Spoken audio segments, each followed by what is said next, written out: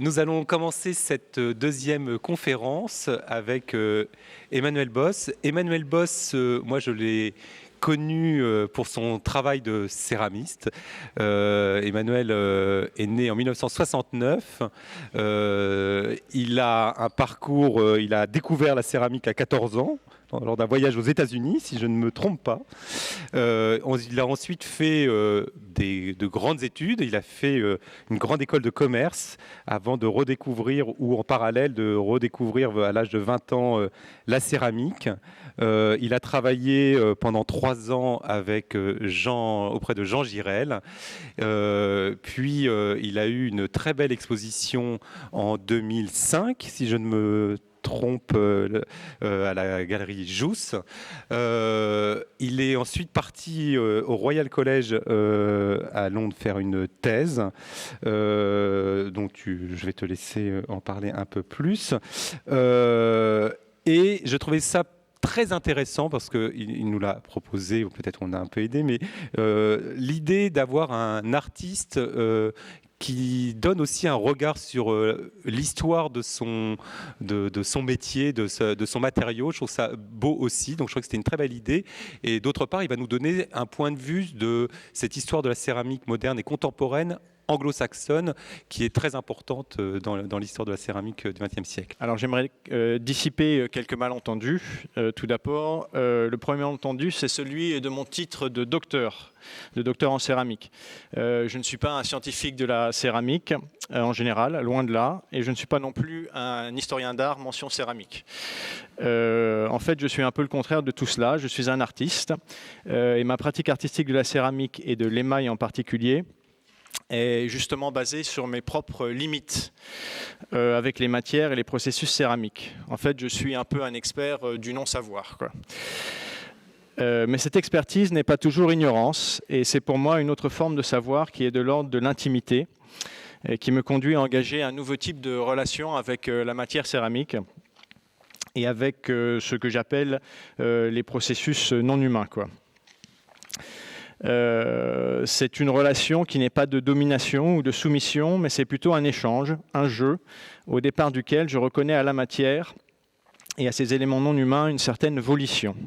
En fait, j'essaye d'entretenir une relation amicale avec le chaos. Autre malentendu, c'est celui de mon point de vue anglo-saxon. Voilà, parce qu'il y a une ambiguïté aussi, car je n'ai rien en anglo-saxon. Je suis né et j'ai grandi en France. Et c'est vrai, je suis très tôt parti vivre à l'étranger. À 14 ans, je passais 1 an seul aux États-Unis dans un internat américain jumelé avec le collège de Bourges où je me trouvais. Ce fut une sorte de révélation pour la céramique tout d'abord, et aussi après pour le goût de l'étranger. Et je n'ai eu de cesse de vouloir vivre dans d'autres pays. J'ai passé ainsi 1 année en Corée du Sud, 2 années en Chine, 5 années en Allemagne, 1 année en Espagne et 8 années en Angleterre. Toutes ces années à l'étranger furent toujours placées sous le signe de la céramique, et en particulier dans les pays anglo-saxons. C'est aux États-Unis que je découvrais la céramique, parce qu'à l'école, il y avait comme ça des cours intensifs de poterie pendant toute l'année de mon échange. Et c'est en Allemagne, à 20 ans, effectivement pendant mes études de commerce, que je pus la pratiquer à nouveau. J'étais déjà à mi-temps sur les 2 tableaux. Et ma première résidence d'artiste fut un retour aux États-Unis à l'université d'Alfred, dans l'État de New York, que peu de gens connaissent, mais qui est finalement une très très grande université de céramique. Enfin, c'est à Londres, au Royal College of Art, que je faisais ma thèse de doctorat pendant 5 ans, puis installais mon atelier. Alors sans doute, je suis un familier de la céramique anglo-saxonne, puisque je l'ai côtoyée de près. Et j'ai donc essayé d'en dresser ici un portrait. Mais je le répète, mon point de vue n'est pas celui d'un historien d'art, c'est celui d'un artiste. Il est donc biaisé, partial, incomplet et injuste. Voilà. Alors, pourquoi un point de vue sur la céramique anglo-saxonne ? C'est pas moi qui ai choisi le sujet, hein. Alors, j'aimerais commencer par vous montrer une photo du bâtiment de la British Library, la Bibliothèque nationale britannique à Londres. C'est le temple du savoir britannique, qui est l'œuvre de l'architecte Colin St. John Wilson. Et ce choix de la brique en terre cuite pour construire l'écrin des connaissances nationales est tout un symbole. C'est une véritable déclaration d'amour de l'anglais à sa terre et à son sol. Et puis il y a cette statue de Newton. La statue que vous voyez au premier plan, c'est Newton d'après William Blake. Il y a une fameuse peinture de Blake représentant Newton assis, accroupi avec son compas, par le très britannique Edoardo Paolozzi. Et ne riez pas parce qu'il est écossais. Newton se baisse et c'est à terre qu'il mesure son savoir. Et c'est une autre déclaration d'amour du Britannique à la Terre. Et puis c'est surtout Newton, la loi de l'attraction universelle. Pour nous qui ne sommes pas anglais, la pomme, c'est l'amour de la femme. Pour Newton, la pomme, c'est d'abord l'attraction de la Terre. Et puis enfin, Paolozzi, qui fut un des professeurs de céramique au Royal College of Art de Londres. Voilà, tout est dit, briques, écrin, terre, amour, attraction et savoir. Voici pourquoi la céramique anglo-saxonne est importante pour quiconque s'intéresse à la Terre. Voilà. Alors, je commence avec quelques grands personnages. Et je ne commence pas par les dames, mais par les messieurs. On m'excusera. Voilà. Alors, Bernard Leach. Bernard Leach est sans doute la principale figure de la céramique moderne.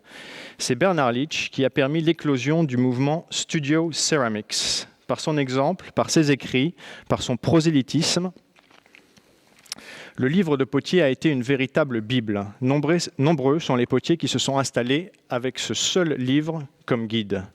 Ce qu'il faut surtout comprendre avec Bernard Leach, c'est ce mouvement de Studio Ceramics, qui n'a pas eu de véritable équivalent en France d'ailleurs. Studio Ceramics, c'est la céramique de chambre, d'atelier, plutôt qu'en usine. Bernard Leach en a été le gourou, lui donnant une justification morale, spirituelle même, et en accompagnant le tout de son mode d'emploi. Le livre du potier est une mine de tours de main, de recettes et de conseils pratiques qui font eux-mêmes partie d'un curieux ensemble de valeurs et de justifications morales, esthétiques et philosophiques. Moi, j'ai trouvé ça insupportable à lire. Leach fit la promotion assidue de ses idées et il se déplace partout en Angleterre et aux États-Unis, y suscitant de nombreuses vocations. Bernard Leach est anglais, mais a grandi en Asie, au Japon et à Hong Kong, où son père était banquier. Il fait des études d'art à Londres, à l'école Slade, et y apprend la gravure à l'eau forte. C'est un autoportrait de Leach là, qu'on voit d'ailleurs. Il partira après ses études au Japon, et il sera initié par une troupe de jeunes artistes et intellectuels japonais à la pratique du raku dont a parlé Christine tout à l'heure. Une cuisson ultra rapide et spectaculaire de petits pots biscuités émaillés que l'on retire subitement du feu pour les refroidir brutalement à l'air libre. C'est une révélation. Et Leach est alors enthousiasmé pour la céramique. Comme le font ses amis japonais avec le mouvement des arts populaires japonais Mingei, Leach voudra réintroduire le goût de la céramique artisanale et populaire en Angleterre. Mais si le livre du potier a séduit par son projet d'émancipation et de libération des travailleurs, alors ça c'est la poterie de Leach à St. Ives, là on voit Leach, son acolyte japonais Hamada et tous les employés de son atelier. Leach ne pratique la céramique que du bout des doigts et encore en costume. Il est employeur, chef d'entreprise et chef d'orchestre de sa petite troupe, plus que leur libérateur. Alors je prends un point de vue un peu critique de Leach. Voilà, je pense en Angleterre, on a commencé à le critiquer depuis sa mort dans les années 70, mais il est important quand même de rappeler aussi ses côtés un peu négatifs. Ces pots, il ne les tournait que rarement et il se consacrait surtout à les décorer, plus attentif à la surface qu'il ne l'était du volume ou de la fonction de ces pots nécessaires, comme il disait, dont il avait pourtant établi les canons. Alors, donc ça, on le voit, ça c'est Hamada qui tourne. Là, on voit Leach, alors il a fait un World Tour, là on le voit à Dartington, où il était avec donc Hamada à sa gauche et à droite Soetsu Yanagi, qui était un théoricien du Mingei japonais. Là, on les voit au Black Mountain College aux États-Unis. Alors voilà, ça c'est. On a vu tout à l'heure des pots très frontaux dont tu parlais en fait de la ressemblance avec la peinture. Et bon, Leach en fait c'est ça aussi. Alors là, pour comme céramiste, moi j'ai un point de vue plus critique où voilà, pour moi c'est un pot plat. En face duquel il n'y a pas plusieurs points de vue. Il y a un point de vue de face, on le voit, c'est un chouette pot. C'est un chouette dessin, mais comme pot, c'est pas terrible. Pour moi, c'est un pot à plat qui ne se regarde donc que d'un seul point de vue. Mais en fait, si Leech est vraiment problématique, c'est sans doute moins à cause de ses contradictions qu'à cause justement de son influence considérable. Ses écrits sont devenus des dogmes et l'esthétique et la morale qu'il professait ont dominé la production céramique pendant des décennies et l'ont surtout uniformisée. La poterie qui avait bien commencé son entrée dans la modernité et suscité l'intérêt de nombreux artistes qui louaient son vocabulaire formel fondamentalement abstrait, va s'engluer dans le modèle du potier utilitaire rural, autarcique et se déconnecter en grande partie de nombreuses évolutions esthétiques ultérieures. Voilà, c'est plié, Leech. Voilà. Mais ça fait du bien. Alors, la personne suivante, c'est Emmanuel Cooper. Alors, Emmanuel Cooper est beaucoup moins connu en France. Il est très important en Angleterre. Emmanuel Cooper a été mon directeur de thèse au Royal College. Il est né en 1938 et mort en 2012. Emmanuel Cooper se définit tout d'abord comme potier, mais il fut beaucoup d'autres choses. Il a créé et dirigé le magazine Ceramic Review. Voilà. Il a publié et il s'est engagé au sein du militantisme homosexuel et politique. Il a écrit plus de 1000 articles et critiques journalistiques, mais aussi 28 livres, et son dernier, une biographie de Lucy Rie, est paru en anglais en 2012. Il a aussi été commissaire de nombreuses expositions et enseignant. Vivant à Londres, il a revendiqué une pratique plus urbaine de la céramique au four électrique, voilà, qui était allé un peu à l'encontre des préceptes leachéens. Voilà. Là, on voit donc quelques pots d'Emmanuel et une photo qu'il m'avait un jour donnée. C'était une bande d'arrêt, un morceau de chaussée, quoi, et des bandes réfléchissantes qu'on pouvait y mettre en disant que voilà, c'était là dont il tirait son inspiration. C'est pas vrai, hein, d'ailleurs. Vous me verrez bien après qu'il m'a menti là-dessus. Ça n'a rien. Bon. Alors. Fait partie de la mythologie. Voilà. En revanche, en 1970, il crée Ceramic Review, qui fait suite à la création de la Craft Potters Association, coopérative des potiers artisans de Grande-Bretagne, fondée en 1958, à qui elle appartient. Alors ça, c'est extraordinaire, cette histoire, quand même. Parce que son rôle de Ceramic Review est d'abord la promotion de la céramique des membres du CPA, c'est-à-dire c'est de la publicité. Et Emmanuel Cooper a su installer et faire croire au reste du monde, et en français en particulier, que c'était une référence mondiale, alors que c'était simplement pour défendre le bout de gras des potiers anglais.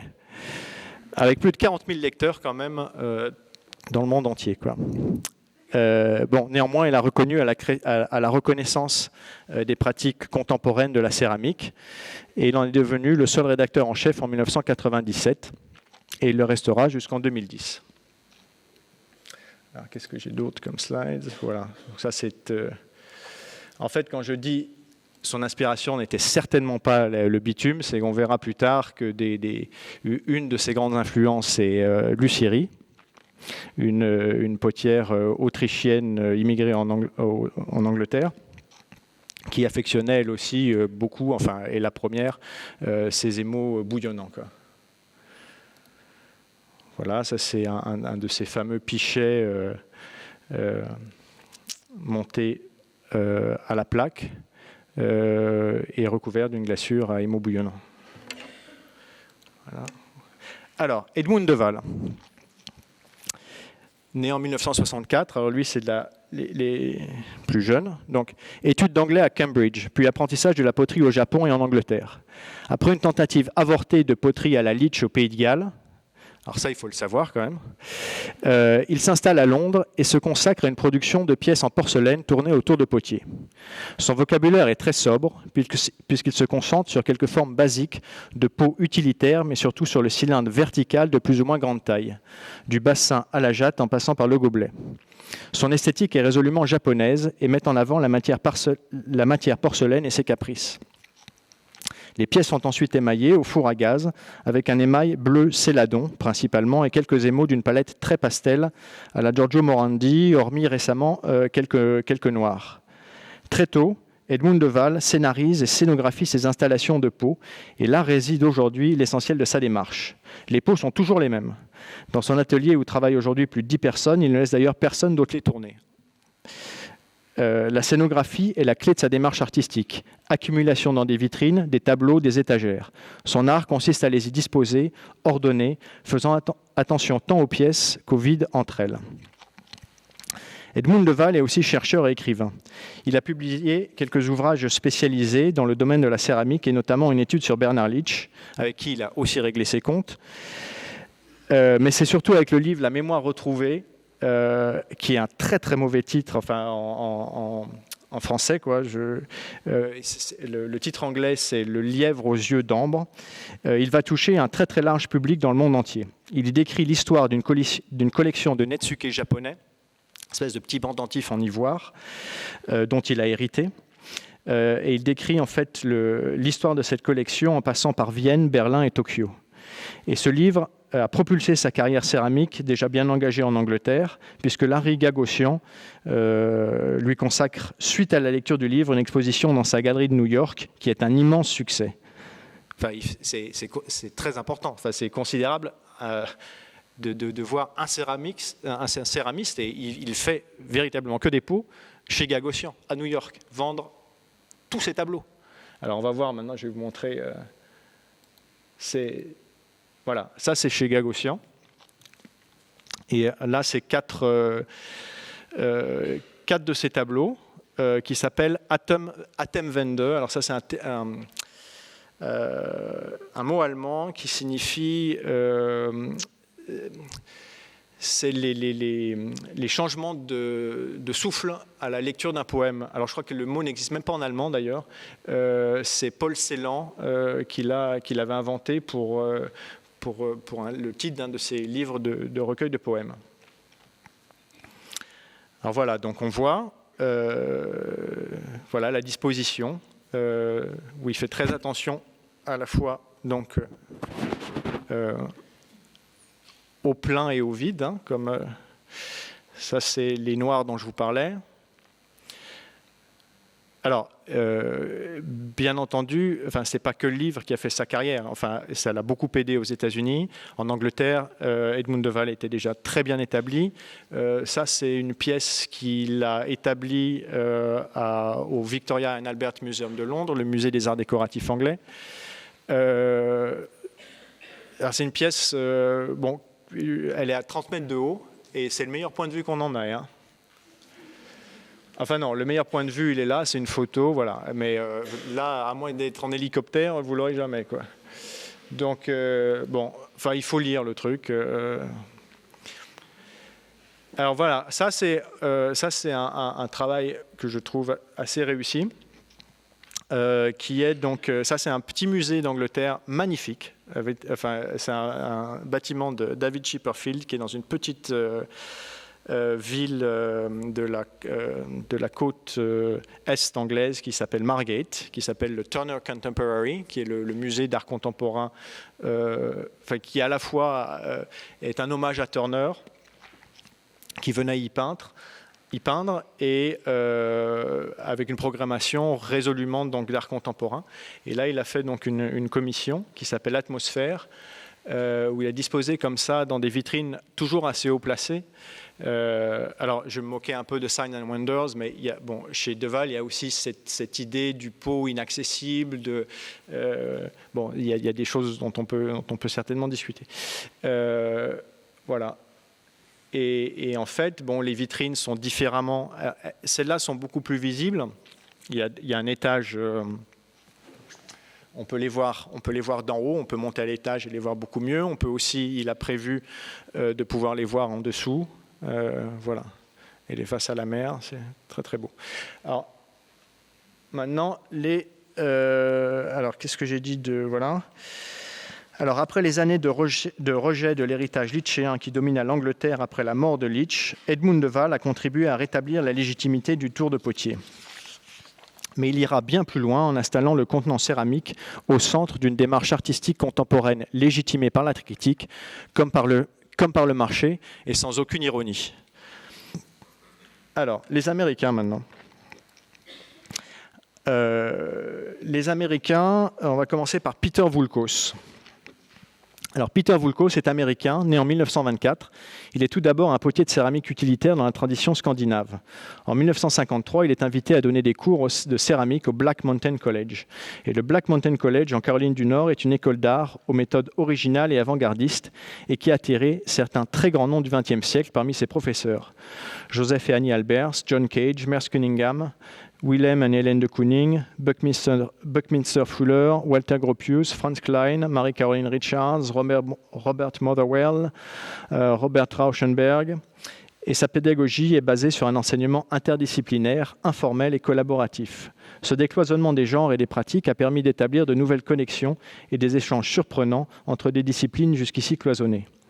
Voulkos aura profité de et contribué à cet environnement, avec le compositeur John Cage notamment, dont l'œuvre à cette époque provoquait le hasard et la spontanéité, mais aussi par le peintre expressionniste abstrait Esteban Vicente. Une espèce de... Nicolas de Staël lui ressemble. Après cette expérience, il est chargé de créer le département de céramique artistique à l'école d'art d'Otis à Los Angeles.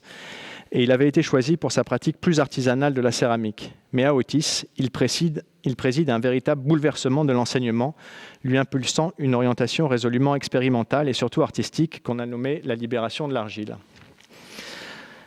Abolition du magistère, improvisation, acceptation de l'accidentel, jeu et résistance à l'interprétation ont marqué son attitude artistique et pédagogique, et avec lui, la céramique a été assimilée à l'une des formes artistiques de l'expressionnisme abstrait.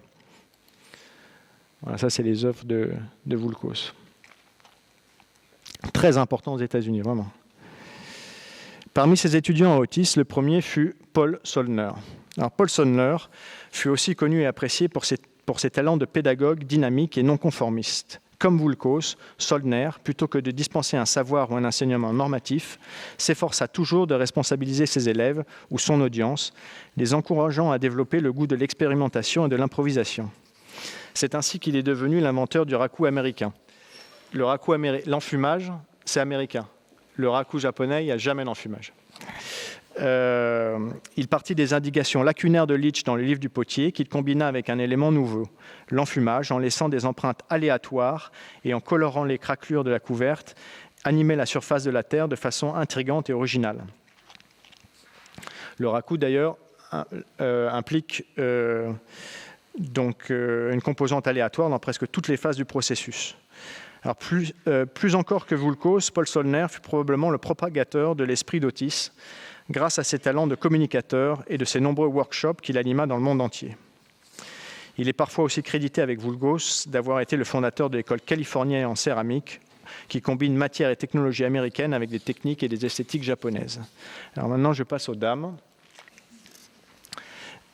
Il y a quelques très grandes dames de la céramique anglo-saxonne. Je commence avec Lucierie. Lucierie est autrichienne. Née au début du siècle, elle y apprend la céramique qu'elle pratiquera avec un certain succès dans la lignée des Wiener Werkstätte et de la sécession viennoise. D'origine juive, elle est contrainte par l'annexion de l'Autriche par l'Allemagne nazie de trouver refuge en Angleterre. Elle s'installe à Londres et y établit son atelier. Son influence, si elle est importante, demeure marginale. Le modèle du céramiste urbain que représente Lucierie est une alternative au potier rural de Bernard Leach. Ses formes modernistes, fines et épurées, entretiennent un dialogue contrasté, original et paradoxal avec ses explorations des effets de matière. Elle mélange les pâtes céramiques pour colorer le tesson et ses émaux laissent place aux excès aux surprises et aux accidents, assumant le risque de la perte de contrôle et de la maîtrise. C'est cet équilibre entre les éléments contradictoires qui constitue le caractère poétique de ce travail céramique, à la fois retenu et abandon. Alison Britton. Alison Britton, donc Lucéry a été une grande influence pour Alison Britton, notamment alors qu'elle était encore élève au Royal College of Art de Londres. Alison Britton rue elle aussi dans les brancards du joug glitchien. Elle rejette la pratique du tour et celle des émaux de haute température. Elle rejette un ancrage rural. Elle fait des pots à la plaque, émaillés à basse température, ce qui lui permet de développer un vocabulaire et des techniques décoratives souvent plus proches des préoccupations de la peinture, mais en volume. Elle fait partie de ce qu'on a identifié comme les New Ceramics, nouvelles céramiques. Son propos artistique est celui de la surprise, de la bizarrerie, de l'incongru. Une exploration de l'inquiétante familiarité ou l'inquiétante étrangeté de Freud. Jusqu'où un pot est-il encore pot? Et l'exploration de ses limites et de cet équilibre précaire entre l'attente de ce qui devrait être et de ce qui ne l'est déjà plus est aussi un jeu poétique. Alors là, j'ai un peu élargi. C'est une Danoise, mais le Danemark est finalement une sorte d'île entre les Anglos et les Saxons. Voilà. Au Danemark, Bente Skodgaard est une grande dame de la céramique, tant par son engagement pour la communauté des artistes céramistes danois que par l'originalité de ses productions artistiques. Dans la céramique, l'émail est le plus souvent au service de la forme qui l'habille et décore. Chez Bente, ce rapport est inversé, et ces formes ne sont que des prétextes au libre jeu des émaux. Il ne faut d'ailleurs pas s'y tromper, parce que ça paraît très laid. Enfin, si on regarde ça et qu'on le prend vraiment au premier degré, on n'y comprend rien, quoi. Voilà. Le titre de cette première série d'œuvres est éloquent. Il s'agit de Piège à émaux. Toute forme de Bente Skodgaard est un terrain de jeu pour l'émail. Les vases au bourrelet superflus, les pièces de sol comme des piscines étendues, les entrelacs de tubes ou de racines, les nuages, les empreintes d'un pneu. Attendez, je vais vite. Les empreintes d'un pneu sur l'argile. Voilà, c'est toujours que prétexte à jouer avec l'émail.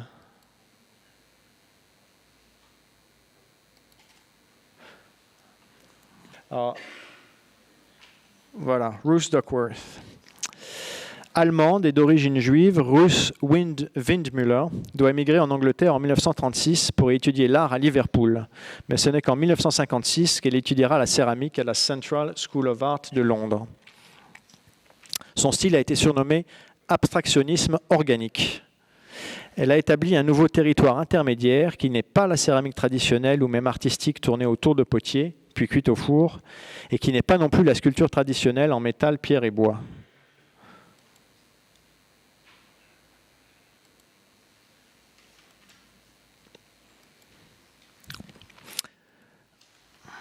Et des éléments muraux aussi.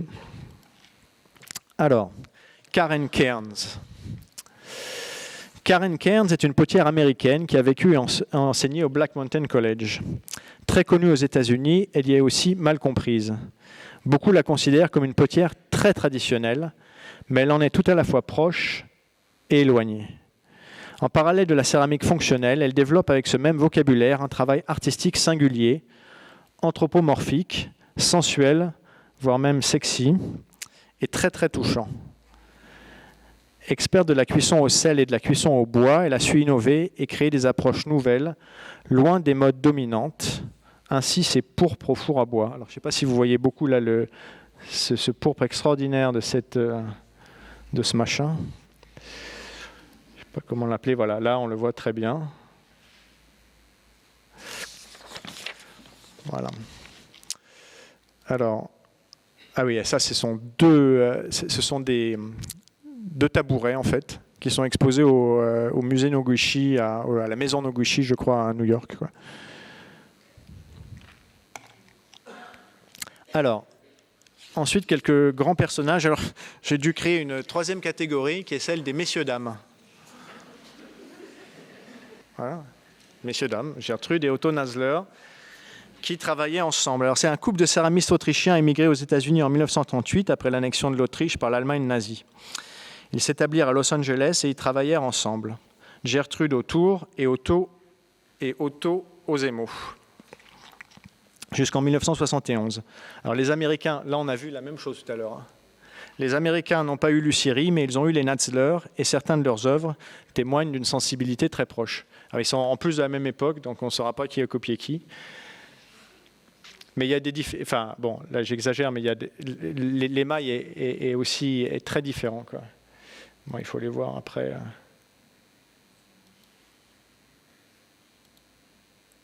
C'est très très beau. Alors, messieurs, dames, voilà. Grayson Perry, bien sûr. Alors, Grayson Perry, c'est un personnage essentiel de la céramique anglaise. C'est le premier potier travesti à avoir gagné le prix Turner. Le prix Turner est le prix d'art contemporain le plus important en Angleterre. C'est une sorte de prix Marcel Duchamp puissance 10, dont l'impact médiatique est considérable et donne lieu à de nombreux débats. C'est une récompense très importante dans le domaine de l'art.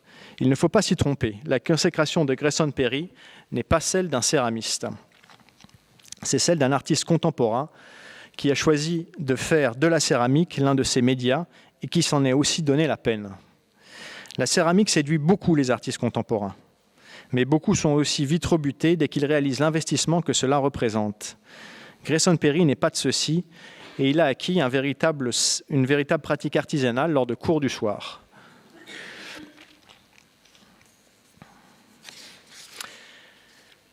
C'est un travestissement. Alors, lui est travesti, c'est bizarre, hein, mais bon, je ne vais pas lancer le débat sur le travestissement de Grayson Perry, juste, je parle là de ses peaux, quoi. Pourquoi la céramique est aussi un travestissement?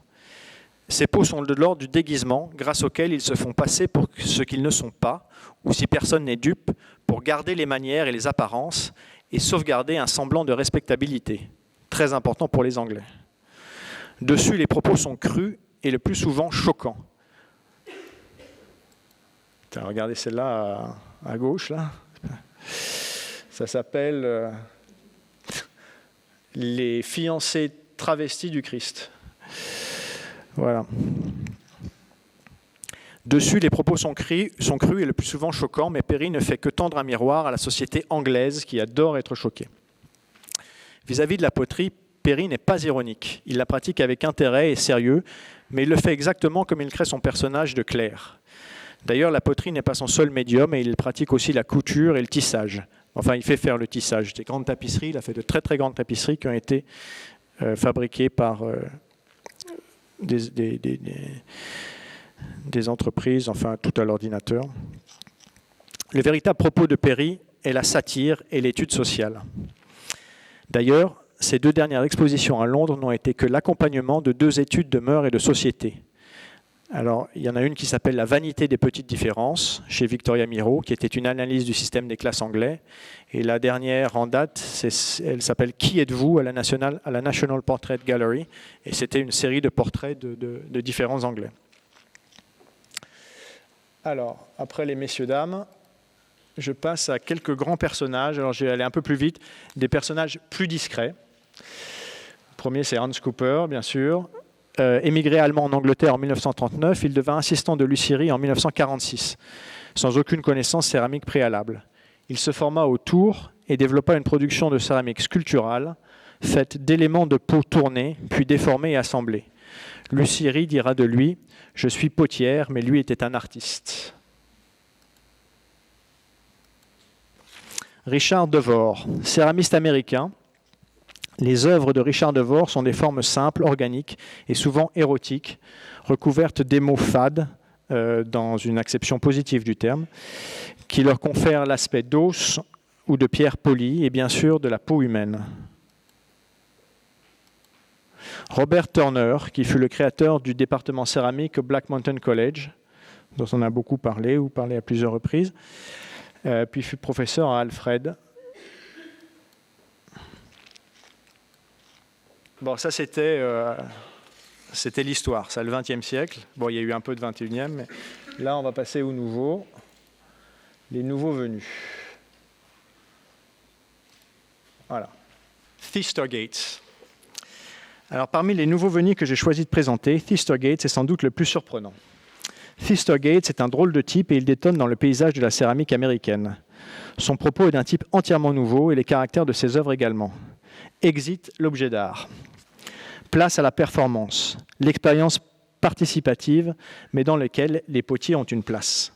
Le propos de Gates est multiple et en partie nouveau en céramique. Il questionne le statut des Noirs américains, propose des expériences d'entrepreneuriat collectif à la fois spirituel et économique, et il invite à la régénérescence des âmes autour de dîners collectifs dans de la céramique bien réelle, d'un potier inventé de toutes pièces. Institut Yamaguchi.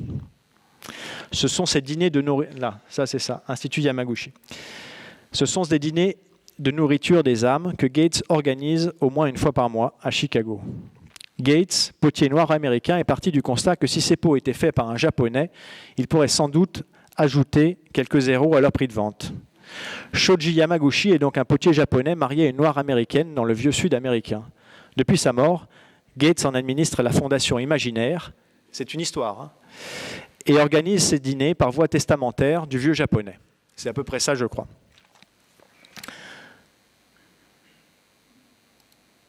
Ensuite, il y a une entreprise qui s'appelle la Soul Manufacturing Corporation, l'entreprise de fabrication des âmes, qui a organisé plusieurs projets originaux de petites entreprises collectives dans des centres d'art aux États-Unis et en Angleterre.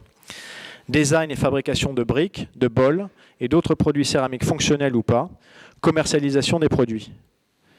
Gates cherche à créer, et c'était dans des grandes galeries comme Whitechapel Gallery à Londres notamment, Locust Project à Miami. Gates cherche à créer et proposer du sens par le biais de production de choses. C'est tout un débat sur le travail, le partenariat, l'entrepreneuriat et le profit, qu'ouvre Gates. Il produit aussi de curieux artefacts, dessins, logos, pour accompagner ces manifestations. Ainsi, ah oui, ça c'est pas mal. Et ça se vend en plus. Le logo est terrible, ça. L'énigmatique association des potiers nommés nègres américains. Alors, l'œuvre de Gates relève à la fois de l'esthétique relationnelle avec le public et d'un certain militantisme politico-économique. Anders Ruwald. Alors c'est dur. Je ne sais pas quoi dire. Alors, c'est le deuxième Danois de cette présentation, mais il vit aux États-Unis et dirige le programme céramique de l'excellente école d'art Cranbrook dans la banlieue de Détroit.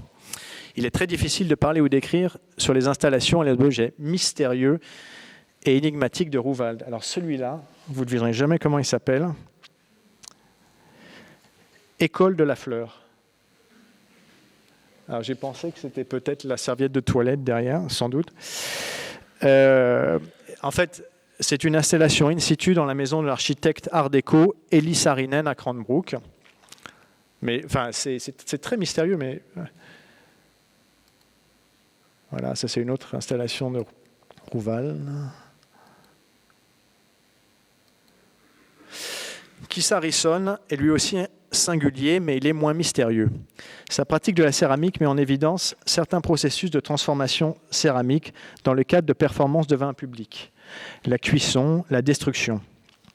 Ces mises en scène, souvent spectaculaires, référencent de nombreux éléments de l'histoire de l'art, de films ou de musique rock. Il recouvre, par exemple ici, les éléments électriques d'un radiateur d'éléments de terre à faïence, qu'on voit, ce sont les éléments du bas de toutes les couleurs, pas ceux du dessous là, qui sont des briques qui fait partie du poêle électrique qu'il a acheté. Et il allume en fait ce radiateur et il regarde ce qui se passe. Alors il y a... Voilà, ça c'est pas mal aussi, ça s'appelle Float, dans laquelle il rejoue une scène du film Fitzcarraldo de Werner Herzog, où Klaus Kinski communique avec les indigènes en jouant des disques de Enrico Caruso, ténor italien.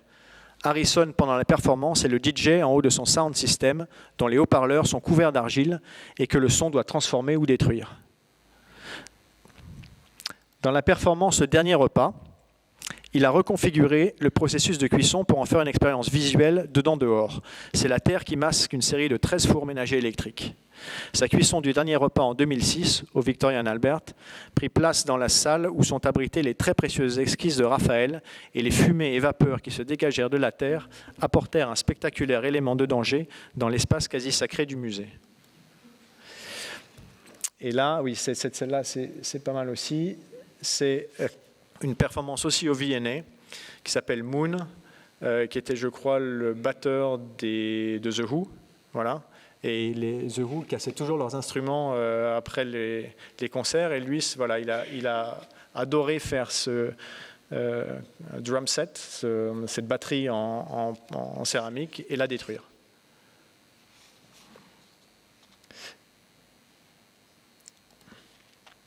Claire Twomey. Alors Claire Twomey, qui est très importante aussi parmi les nouveaux venus, elle a fait de l'interaction participative du public avec les œuvres céramiques l'axe de ses performances et interventions muséales. Un de ses projets les plus spectaculaires a été Trophée, qui a eu lieu en 2006 au Victoria and Albert. Ouais, le musée des arts décoratifs, ils en font des choses, hein, à Londres.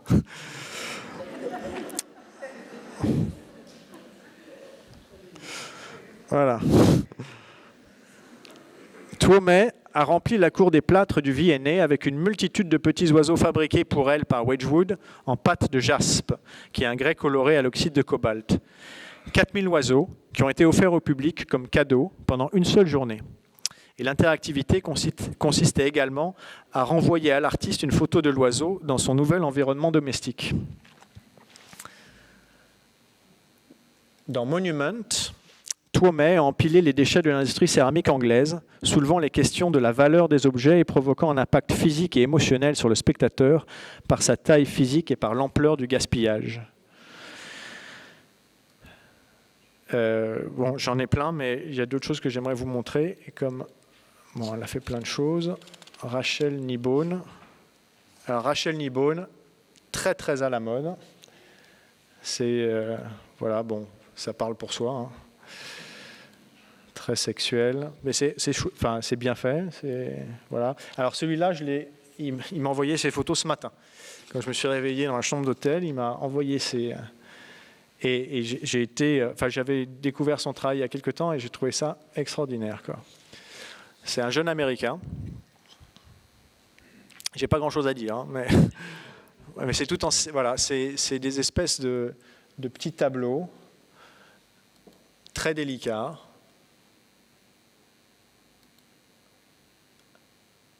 De fils de céramique,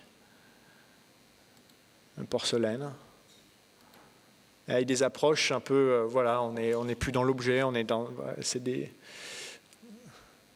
moments. Je rappelle son nom parce que je trouve qu'il est vraiment bien. Benjamin Demotte. Voilà. Phoebe Cummings. Alors ça, c'est un travail de terre crue. Alors je vais vite aussi.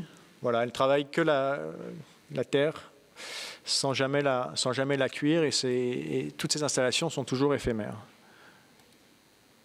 Christine Morgan, elle aussi travaille la terre crue, mais ses installations ne sont pas éphémères. Elle arrive à garder. C'est extraordinaire ce qu'elle arrive à en faire.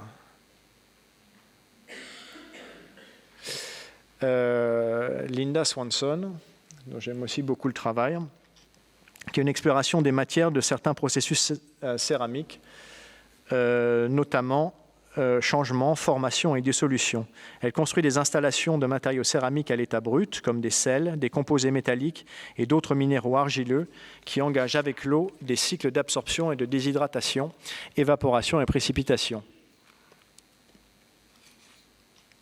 À travers le feu, elle explore les interactions des oxydes colorants dans des émaux cristallins pour évoquer certains processus thermiques internes de fusion et de cristallisation.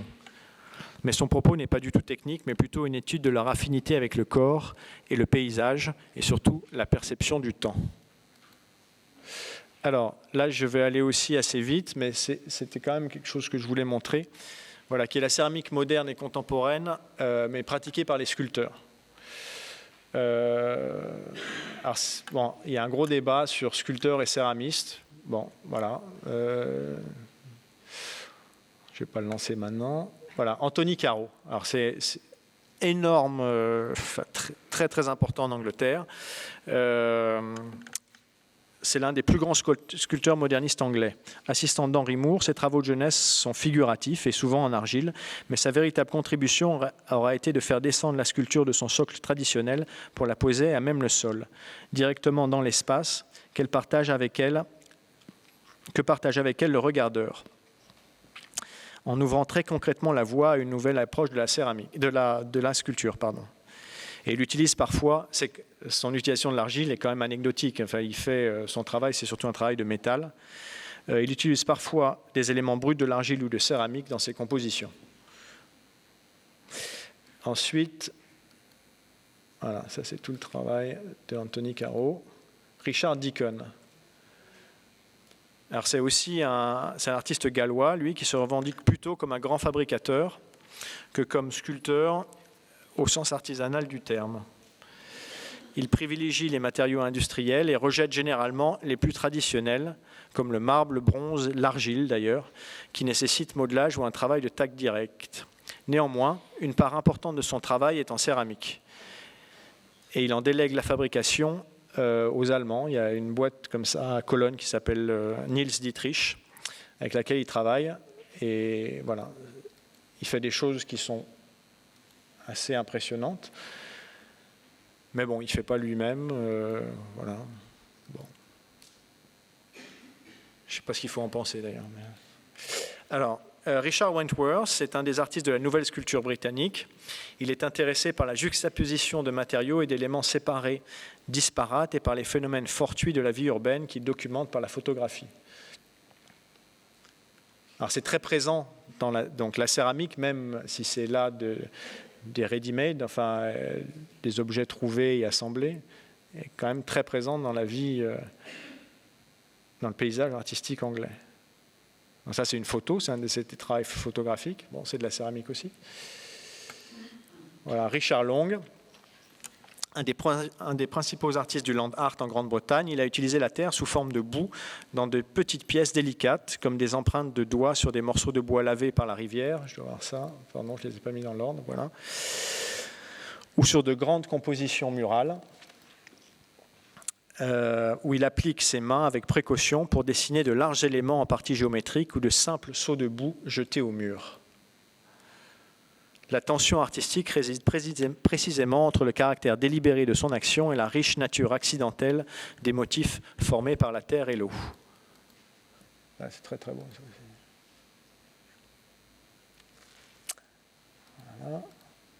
Rebecca Warren, anglaise. Les sculptures en argile non cuite de l'anglaise Rebecca Warren sont souvent figuratives et parfois aussi abstraites. Souvent, sa sculpture invoque, admire et critique les travaux d'artistes, sculpteurs, photographes ou dessinateurs masculins et leur point de vue sur le corps sexualisé de la femme. Robert Crumb, notamment, Helmut Newton, Lucio Fontana, Willem de Kooning, Auguste Rodin, Alberto Giacometti, enfin... Voilà. Anthony Gormley, c'est une œuvre très importante, chant pour les îles britanniques. Ah voilà, j'y suis arrivé. Merci beaucoup Emmanuel, c'était super, c'était exactement ce qu'il fallait, exactement ce que j'avais envie qu'on fasse pour cette première session, qu'on en prenne plein les mirettes, qu'on ouvre les yeux grands et qu'on ait tous envie de continuer ce parcours.